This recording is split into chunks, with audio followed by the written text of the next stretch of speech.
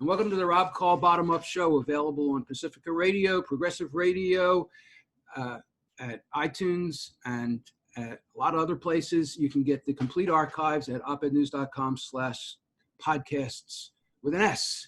My guest for the show is Greg Palast. Greg is a horror writer. He's actually an investigative reporter for The Guardian, and he's written for The Guardian and BBC Television and Democracy Now! And Rolling Stone. And he broke the story of how George Bush stole Florida in 2000 by purging thousands of innocent black voters. He's the author of 4 New York Times bestsellers, including The Best Democracy Money Can Buy and Billionaires and Ballot, Bandits. He's also studied economics under Milton Friedman at University of Chicago, and he was an investigator of billion-dollar operations working for the government. He's got a new book out, and the new book is How Trump Stole 2020. And it's great to have you back. Welcome back.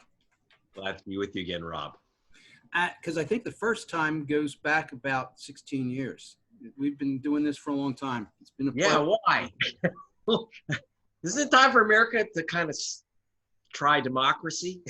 Yeah, really. Yeah. So your website is gregpalast.com. And what's different about this book is that I think it's the most comprehensive one you've ever done. It really shows, but it also it's a horror story because it's showing a massive, huge system created to take away millions of people's votes. How many? Well, actually, I have a chapter. So I realized I should do the math for you. So there's a chapter called 7.8 million uncounted. And I break it down very carefully on the ways that they decide not to count your vote. I mean, by the way, that's the big secret of American elections. We don't count all the votes, and we don't let everyone vote.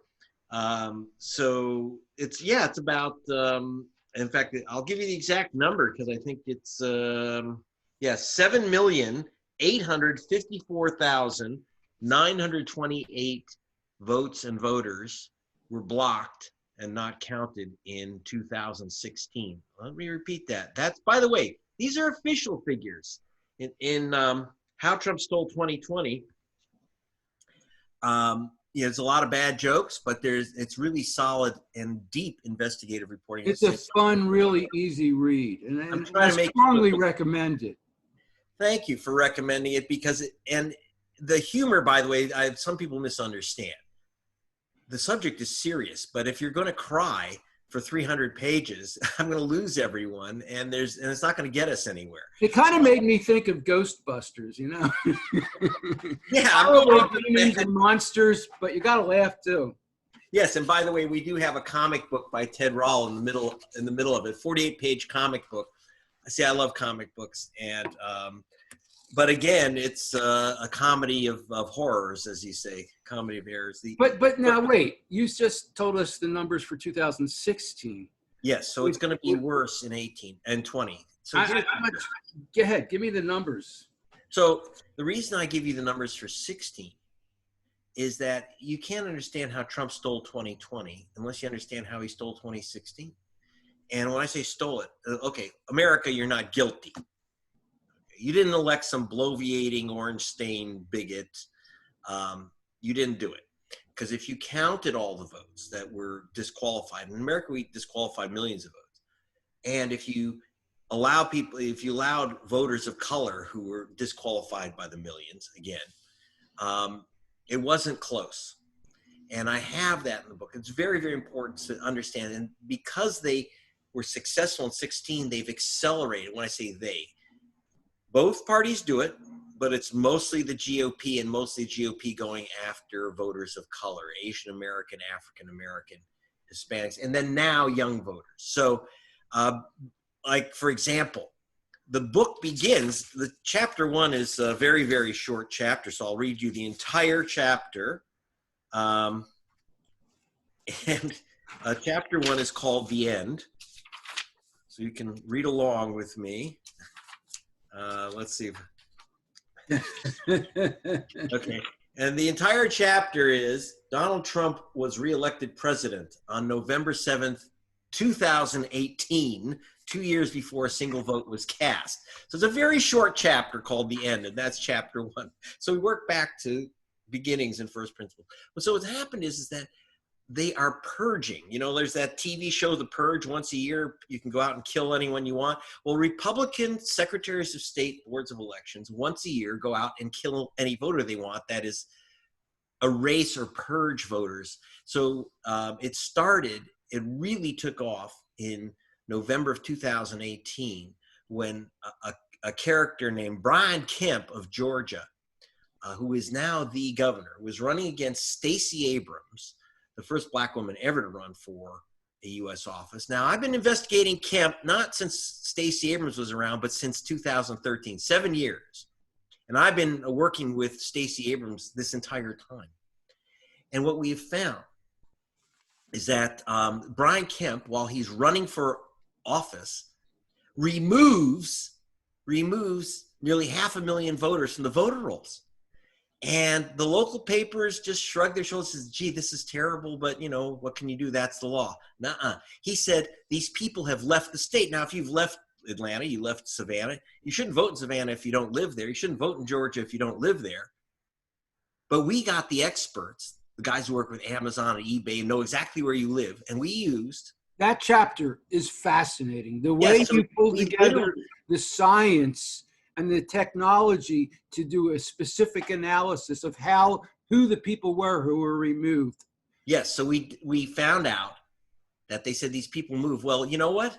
Amazon knows they know where, if you've downloaded porn last week and where you took out dinners, where you had your pizza delivered, where your phone bill goes, where you use your phone, where you know, et cetera.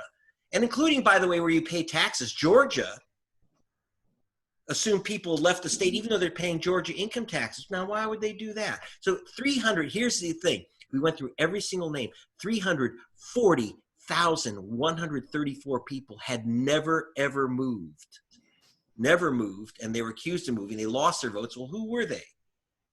Well, I went to Atlanta polling station and met with some of the voters who were thrown out. I had them on the list. I tried to warn as many as I could in advance. So you knew ahead of time before. Yes, I knew in advance. I had the list, and I started putting it up on sites. I was trying to get the word out, but I couldn't reach everyone. I go to the Atlanta polling station, and there's a woman in tears, hysterical, because her aunt had been bounced out of the voting station. Who was it? Christine Jordan. Now, Christine Jordan, here's this woman dressed to the nines, 92 years old, been voting at the same station. This is going to be her 50th year voting at the same polling station, the same school in Atlanta.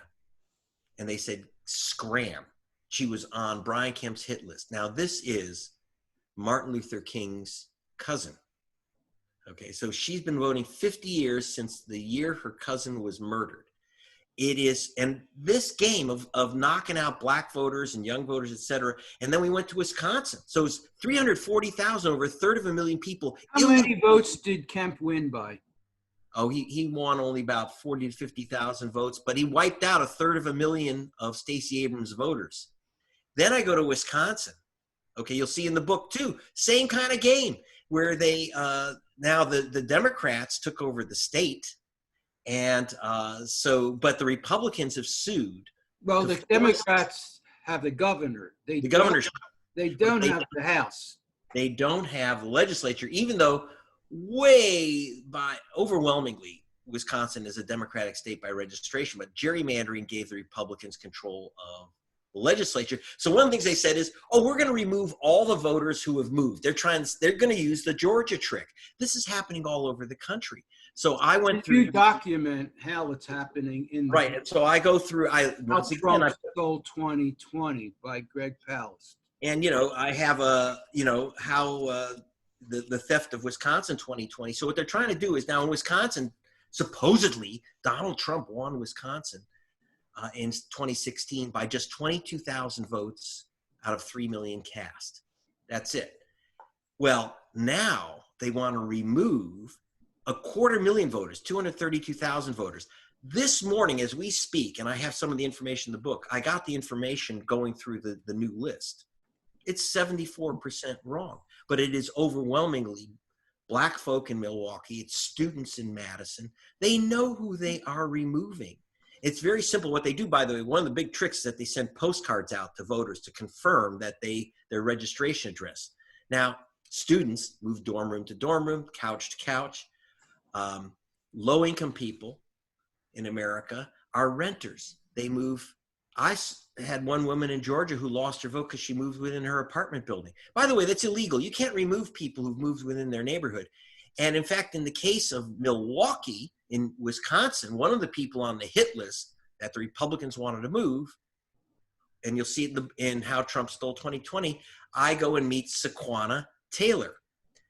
Now, Saquana Taylor is a Black woman, so she is set to be scrubbed from the voter rolls. That's not unusual in America, scrubbing a Black woman from the voter rolls, because they said she moved out of Milwaukee. Well, I don't think she moved out of Milwaukee. Saquana Taylor is the county commissioner of Milwaukee. Okay, she's a county supervisor. So I don't think she left Milwaukee. Okay, so this is the games that they are playing, and there's all kinds of other shenanigans and nutty stuff, and you'll see also in the book a lot of photos, because I want you got to meet some of these victims, and you also have to meet some of the perps, like Brian Kemp, who you'll see me trying to interview him. I have an interview with Stacey Abrams in the book. Oh yeah, that's her trying to interview Brian Kemp. Now I caught up with this scamp. Remember, my thing is, I'm one of the only journalists in America that actually goes after the perpetrators, because I was brought up working for BBC television. We were told if you got a bad guy or someone's manipulating the voter rolls, you got to confront them. And you don't take no comment for an answer. You don't take no interview for an answer. So I go, and you'll see in the book, I fly down to Georgia. I hunt down Kemp, who's hiding from me. Though it's kind of hard, Brian, to hide if you are in a campaign bus with 5-foot-high letters that say Kemp. So I got his campaign bus, followed it to Noonan, Georgia, and caught up with Kemp under a pig. And when I mean, it's a big neon pig for a pig roast place in Noonan, and try to talk to him about his removal of Black voters. I was temporarily busted by the local constabulary, and so, for asking a question. And I said, wait a minute, any other reporter being grabbed, seized for ask a question? Just you. So I didn't get much out of him, but I did have a lengthy conversation with Stacey Abrams on the voting in Georgia. But again, Georgia was that test run. People are all like enamored, and I am too, with Stacey Abrams. But understand, the Republicans figured out how not just to steal Georgia, but to steal America for 2020. That, with the tricks that they pulled in Georgia, with a test drive. That's what you have to understand. It was a test drive for 2020. So, you've got a page in the Ted Roll part of the cartoon, and it right here. Yeah. And it says there are basically 4 ways to block people from exercising their most fundamental right as a citizen. First, stop them from registering to vote. Second, if they register anyway, cancel their voter registration. Third, prevent them from getting to the polls to cast a ballot. And fourth, if that fails, invalidate their vote. And I think you cover, with details and stories, all those different ones. Yeah. I mean, we think we count all the votes. In America, we have this. If you look at an agency called the Elections Assistance Commission, okay, they not only keep track of the votes in America, they keep track of the non-votes in America. Very interesting hidden agency. And according to the official reports of the states to the feds, 1.9 million ballots were thrown in the garbage for technical reasons. Someone put a check mark instead of filling in a bubble, etc. Now that's the in-precinct votes that were thrown out, 1.9 million of them. When was this? This was 2016. And it's going to be worse now. Now here's the big one. What about mail-in ballots? 3.3 million mail-in ballots were not counted. Listen to that again. 3.3 million mail-in ballots were never counted in 2 groups. And this is from MIT and Caltech, did a big study of mail-in voting. I know everyone, we got to mail-in vote. Okay, we have to, or we die, right? If we're going to stand in lines with with sick people, or we're going to kill people doing this. So we have to vote by mail, but understand 1 in 5 mail-in ballots is never counted. You lose your vote. And that's the ones that were mailed in, right? That's the mail-in ballots. Now, yeah, but you also talk in the book about how 20% of the mail-in ballots never get to the people so they can send them in. Well, it breaks into 2 parts. About most of the mail-in ballots that are lost are because you never got your ballot. So, for example, in the June 9th primary, again, we're back to Georgia, a guy named Jerry Thomas asked for his ballot 45 days in advance, got it on June 10th, but the election was June 9th. Now, does he not know what he's doing? I don't think so. I mean, he's an African-American, so there's a guy who's not going to get his ballot. They don't want to give it to him. His wife is Andrea Young, who's the executive director of the ACLU of Georgia. So if he could lose his vote. Stacey Abrams herself, by the way, almost lost her vote because, see, remember, so number one, they have to mail you a ballot to mail it back, and they really shaft you on that. The second thing, you can't make any mistakes. So, for example, Stacey Abrams got her own mail-in ballot, but the envelope that you have to return it in was sealed shut by the Georgia humidity. Well, once she rips that open, she's just voided her ballot. Most people, thousands of people went through this where the ballot was sealed. So they used their own envelope. They said, oh, I'll just mail it in with my own envelope. No, you don't. And if you are of an African-American persuasion, they're going to figure out a way to cancel that vote. Because remember, a mail-in vote is not a private ballot. They know who you are, where you are. They know how you're voting, even if they don't look at your actual tick boxes. So we don't have that much time left, and I want to just I want to cover a bunch of issues. One of your chapters talks about the Democrats and how they don't do anything. What's going on there? You know, most of the vote theft is against Democrats. Why aren't the Democrats doing anything? Okay, yes, I have a chapter called Silence of the Democratic Lambs. And it's a real question why Democrats don't take on protection of their own voters. When you're getting rid of black voters and young voters and Asian American voters, who are you getting rid of? It's Democratic voters, voters of color, that is the color blue. But the Democrats have been, when you say the Democrats, let's be careful about this. I've had a lot of support in my work from the black congressional caucus. It's the white congressional caucus that I have a problem with on the Democratic side. Plus, you'll have another chapter in there that's called California Riemann, and that's about the Democratic Party's campaign to shaft progressive Democrats throughout the nation, but in particular in California.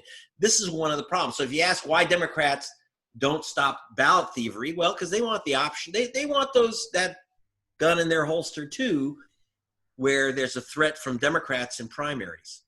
No, I know a couple years ago, Chuck Todd made like the whole idea of election integrity is a conspiracy theory. Any progress there with the mainstream media? No, because what happened, here's the problem. Yeah, there's a bit of progress, but there's a disconnect, which is, okay, so they praise Stacey Abrams for taking on the issue of, quote, vote suppression. Now, no one even knows what that means. You know, if someone steals your car, Rob, you don't start yelling, my car's been suppressed, my car's been suppressed. So if you talk in these generalized, deracinated, let's go around the poll type of discussion, that you can do on National Petroleum Radio. But if you actually want to say black people are getting their votes stolen, okay, that's what we're talking about. That you can't say in polite company. You're supposed to say, remember, Hillary Clinton said no one has ever challenged the vote of a presidential election, which means that she flunked history. Realized, about a third of our presidential elections have been challenged, some leading almost to gun violence in the street. So she doesn't know what she's talking about, including, by the way, after all, Al Gore did go to the Supreme Court. Yeah. To challenge the count in Florida, so she's wrong there. But for the most part, Democrats are not going to stand up for the black voters. Even in the case of Al Gore, he learned in 2000, while he was still in front of the Supreme Court, about my investigation, and that's in the book, finding that black people tens of thousands of black men were accused of being felons. And I'm not guessing about their race, because in Florida, when you register, they put BLA next to your name if you're black. So we saw all these black names of so-called ex-cons, and I went through the list and went through with the Attorney General. 0 ex-cons, 0 illegal voters, but their crime was voting while black. But Al Gore knew about that and refused to put that before the Supreme Court. That's another horror story. The idea that Democrats are impotent, doing nothing when it costs them so many elections. It's insane. So we don't have that much time left, and I want to cover what we can do. I want to know what me as a voter, what we can do.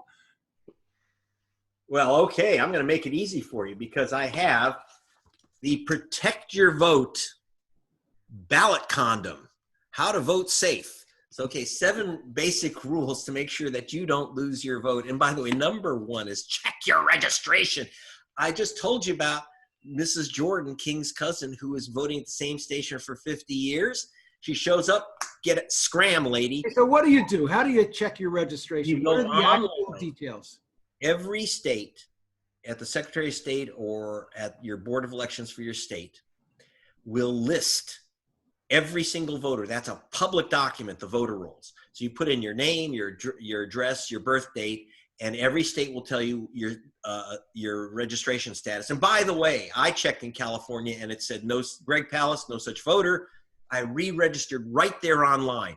By the way, if you register on one of those yellow pieces of paper to DMV or something, there's a very good chance it never got entered on the voter rolls. That's one of their big tricks. They literally don't enter it, or they say you have an unusual name. They couldn't figure out how to key it in, like it's Garcia Marquez or Mohammed. If you have a hyphen or an accent or some other mark, in other words, if you're ethnic, that means Democratic.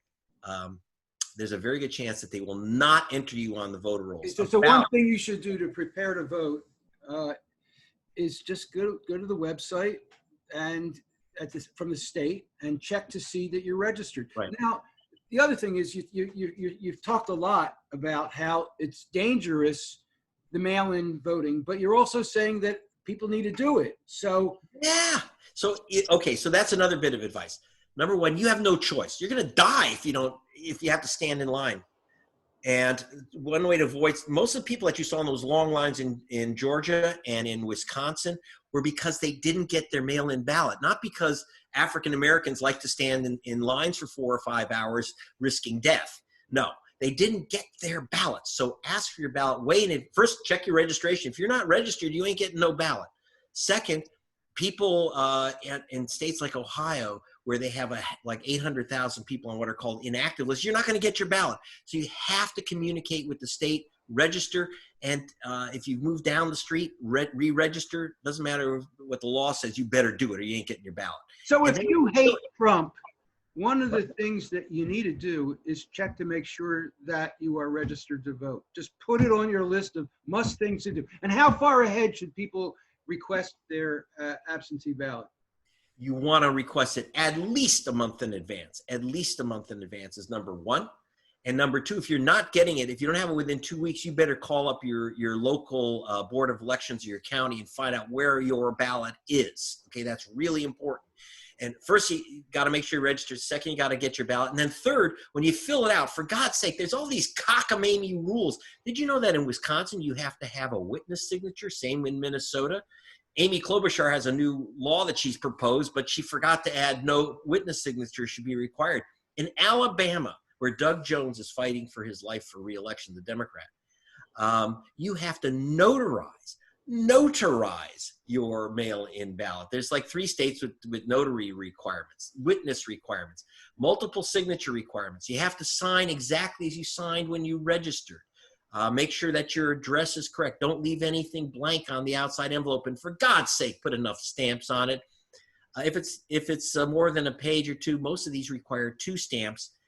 And I know everyone talks about how wonderful Oregon is. That's not America. Voting in Michigan, voting in Wisconsin by mail is not voting in Oregon by mail. Okay, so let's get over it. They're going to try to make it as hard as possible.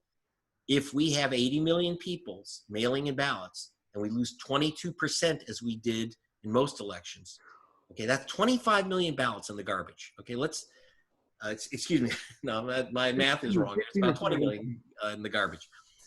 Please be careful with your mail-in ballot, but we have no choice, but we have to now start perfecting it. Plus, Make sure that when you fill it in, don't put an X or a smiley face, fill in the bubble, and with a black or blue pen, no red pens, pencils, crayons, white out, or, I mean, people do all kinds of stuff where you end up literally getting your ballot disqualified, and 3.3 million mail-in ballots were lost in 16.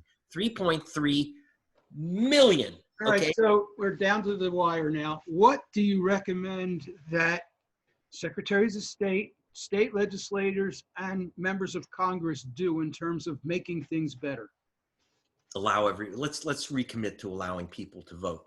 I mean, in what we do recommend for policy changes, and it ain't going to happen, so you're going to have to take care of your own vote. But in the long run, once we take care of our vote and overcome the BS, then we can do things like say everyone gets a mail-in ballot. Like in some states do it right, like Oregon does it right. Everyone gets a mail-in ballot, period, as long as you're a registered voter.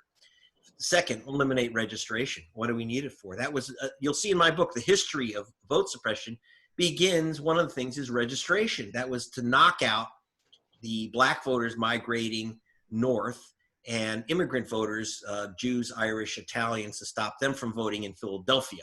That's where registration started. So we got to get rid of all these cockamamie things, like voter ID, et cetera. But in the meantime, we're stuck with them. And by the way, if you're a student in Wisconsin, your student ID doesn't work. Same in Texas. Your student ID doesn't work to vote. You better get go to the DMV and get a non-driver's ID, or get your driver's license. But I'm telling you right now, they're doing everything. And they in the last election in 2016, they knocked out 160,000, was it, students out of Wisconsin? Yeah, 182,000 students had photo state ID, which is what you need to vote. What many didn't know or found out too late is that they can't use that student ID. They had to go exchange it at their student at their dean of students for a vote acceptable ID. Can you imagine 182,000 students? And supposedly Trump won Wisconsin by 22,000. After you knock out most of the students, of course you're going to win. Plus, they put in the new ID laws. Who doesn't have a driver's license? Believe it or not, Rob, people who don't have cars and don't drive, that is low income, usually voters of color in urban areas who use buses, like in Milwaukee. So they knocked out 50,000 African Americans, 182,000 students. That's how Trump took Wisconsin. These are the games that we have to be prepared for. And by the way, while I'd love to change those laws, and I'd love to bust them, we got to live with them. We have to overcome the steal, and we can. Obama won in 2008 despite, and with Rolling Stone, I calculated very carefully, Obama was cheated out of 5.9 million votes, and he overcame it. And by the way, my co-author, Bobby Kennedy, talked to him about it. He said he knew all about it. He had a lot of information on vote suppression. He said he never why didn't he bring it up? Why didn't he pound the table? The answer is, he said, you just got to overcome it. If they steal 5.9 million votes, so we got 9 million more. And the way you overcome it is to be sure that you're allowed to vote. You go online and you check and read this book. This book is really important. Greg has been fighting this fight for a couple decades. Yep. And he needs to be able to get on the air. One of the ways that helps to get him on the air is to sell this book.